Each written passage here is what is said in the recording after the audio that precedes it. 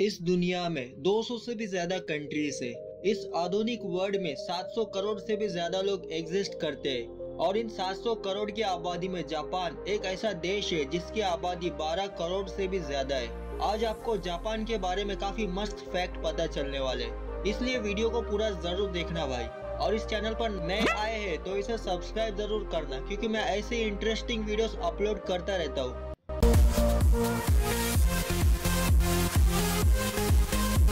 हमेशा की तरह कुछ भी नया करने में जापान सबसे अव्वल नंबर पर है। यहाँ का एजुकेशन सिस्टम काफी ज्यादा स्ट्रॉन्ग है। यही वो खास बात है इस देश में जो इसे बाकी देशों से अलग करती है। वेंडिंग मशीन्स वो मशीन होती है जिसमें सिक्का डालने से कोई भी चीज फौरन निकल आती है, जैसे नूडल्स, कैंडीज वगैरह वगैरह। जब आप जापान में होंगे तो इन मशीनों को हर जगह पाएंगे। यह हर सड़क पर होती है। अगर इस वेंडिंग मशीन की गिनती कर ली जाए तो जापान में लगभग 55 लाख वेंडिंग मशीन्स है। जापान में एक ऐसी बिल्डिंग है जिसके बीच में से हाईवे गुजरता है। ये बिल्डिंग काफी कमाल की है। इसका नजारा एक ऐसा नजारा है जो दुनिया में काफी कम देखने को मिलता है। इस बिल्डिंग का नाम गेट टावर बिल्डिंग है। और चूंकि मैंने इस बिल्डिंग का नाम ले ही लिया है तो क्यों ना इस कमाल सी दिखने वाली बिल्डिंग के बारे में कुछ और भी इंटरेस्टिंग बातें जान लेते हैं। जापान की गेट टावर बिल्डिंग किसी साइंस फिक्शन मूवी की झलक देती है। ये जापान के शहर ओसाका में स्थित है। ये दुनिया की एकलौती ऐसी बिल्डिंग है जिसके बीच में से एक्सप्रेसवे गुजरता है और इसके ऊपर व नीचे लोग रहते हैं। ये बिल्डिंग 236 फीट ऊंची है। इसके 5वें, 6वें और 7वें माले के बीच में से हैशिंग एक्सप्रेसवे सिस्टम नाम का हाईवे गुजरता है। जगह के इस्तेमाल के कारण प्रशासन बिल्डिंग के मालक को इन 3 मंजिलों का किराया चुकाता है। बिल्डिंग की लिफ्ट हाईवे के 3 मालों पर नहीं रुकती। हाईवे बिल्डिंग से सटा हुआ नहीं है, बल्कि इसके नीचे एक और ब्रिज है जो इसे सहारा देता है। हाईवे के आसपास एक खास तरह का स्ट्रक्चर बना हुआ है जो गाड़ियों के शोर और वाइब्रेशन को बिल्डिंग में जाने से रोकता है। इस बिल्डिंग के छत पर एक हेलीपैड भी बना है।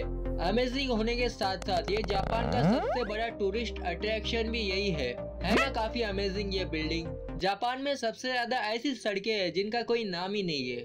जापान दुनिया का सबसे बड़ा ऑटोमोबाइल निर्माता है। जापानी लोगों के मोबाइल फोन्स 90% वाटरप्रूफ होते हैं। ऐसा इसलिए क्योंकि यहाँ के लोगों को बारिश में और शावर लेते वक्त मोबाइल यूज करना अच्छा लगता है। एक रिपोर्ट के मुताबिक जापान में खुद को आइसोलेट यानी अलग थलग करके जीने का चलन काफी ज्यादा बढ़ गया है। इस चलन में कई युवा खुद को एक खास जगह, घर या कमरे में सीमित कर लेते हैं। ऐसे लोगों की संख्या जापान में 7 से 10 लाख तक बताई जाती है। ये युवा बाहरी दुनिया से कांटेक्ट खत्म कर लेते हैं। इसे हिकिकोमोरी कहा जाता है।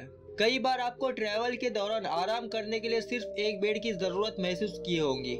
जापान ने इसका उपाय ढूंढ निकाला है। यहाँ कैप्सूल्स होटल बनाए गए हैं जिसमें सिर्फ एक बेड जितनी जगह होती है, लेकिन वाईफाई और टीवी जैसी फैसिलिटी भी होती है। हालांकि ज्यादातर कैप्सूल्स होटल पुरुषों के लिए ही है।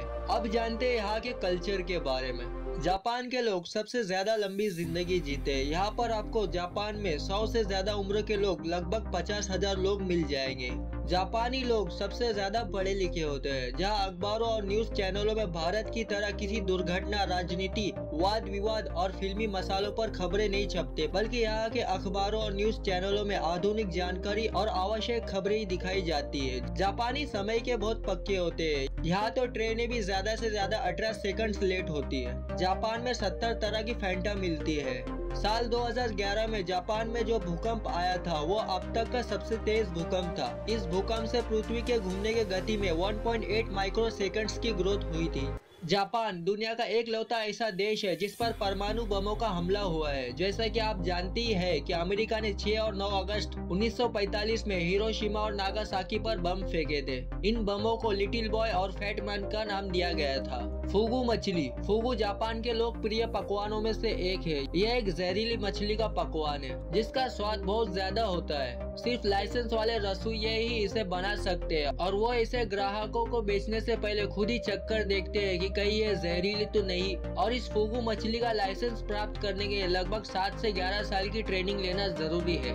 जापान में क्राइम काफी कम होते हैं। जापान में मुसलमानों को रहने की अनुमति नहीं है, पर दोस्त वो जो बात फैली वो महज एक अफवाह है। जापान में मुस्लिम रहते भी है और वहाँ पर इस्लाम धर्म की शिक्षा भी दी जाती है। और इसके अलावा जापान में कई मस्जिदें भी बनी हुई है। जापान में 10 साल के होने तक बच्चे को कोई भी एग्जाम नहीं देना पड़ता। हालांकि जापान चारों ओर से समुद्र से घिरा होने के बावजूद भी 27% मछलियां दूसरे देशों से मंगवाता है। चूँकि अब आप जापान के बारे में इतना सब कुछ जान ही गए हैं, तो इस वीडियो को लाइक जरूर करना और ऐसी और रोचक वीडियोस देखने के लिए इस चैनल को सब्सक्राइब करना मत भूलना। सब्सक्राइब करने के बाद आप उस घंटी पर क्लिक जरूर करना ताकि नई वीडियोस आप तक सबसे पहले पहुँचे।